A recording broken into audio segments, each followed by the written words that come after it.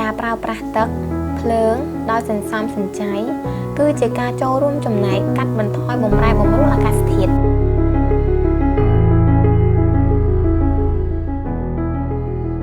ប្រើប្រាស់ឧបករណ៍ដែលសន្សំសំចៃថាមពលឬស៊ីភ្លើងតិចជាងមុន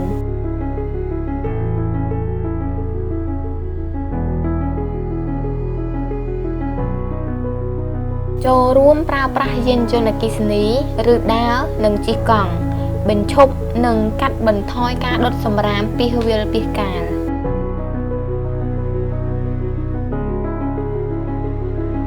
ប្រឹងប្រែងសិក្សាពីការប្រែប្រួលធាតុអាកាសនិងបទពិសោធន៍នានាដើម្បីរកមធ្យោបាយឆ្លើយតបទៅនឹងការប្រែប្រួលអាកាសធាតុ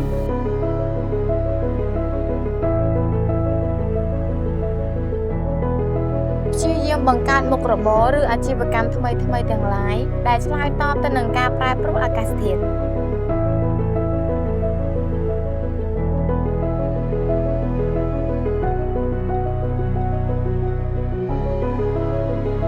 តាមដានព័ត៌មានស្ដីពីការព្យាករណ៍ធាតុអាកាសនិងកម្រិតទឹកទន្លេដើម្បីរៀបចំផែនការសកម្មភាពដែលឆ្លើយតបទៅនឹងភាពរាំងស្ងួតទឹកជំនន់ខ្យល់ព្យុះនិងការប្រែប្រួលធាតុអាកាសទាន់ពេលវេលា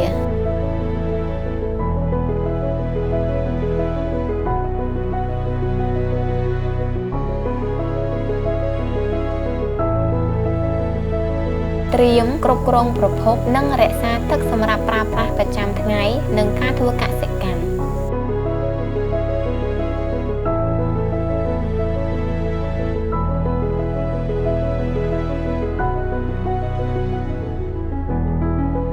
សិក្សាស្រាវជ្រាវពិសោធន៍និងប្រើប្រាស់បច្ចេកទេសកសិកម្មក្នុងការដាំដុះនិងចិញ្ចឹមសត្វដែលធន់ព្រមទាំងមានប្រសិទ្ធភាពខ្ពស់ដូចជាជ្រើសរើសពូជធន់ប្រើប្រាស់ទឹកតិចរយៈពេលខ្លីនិងទទួលបានទិន្នផលខ្ពស់សិក្សាស្វែងយល់ពីសុខភាពអនាម័យនិងសង្គ្រោះបឋមពេលមានទឹកជំនន់ដើម្បីកាត់បន្ថយជំងឺនិងគ្រោះថ្នាក់ផ្សេងៗ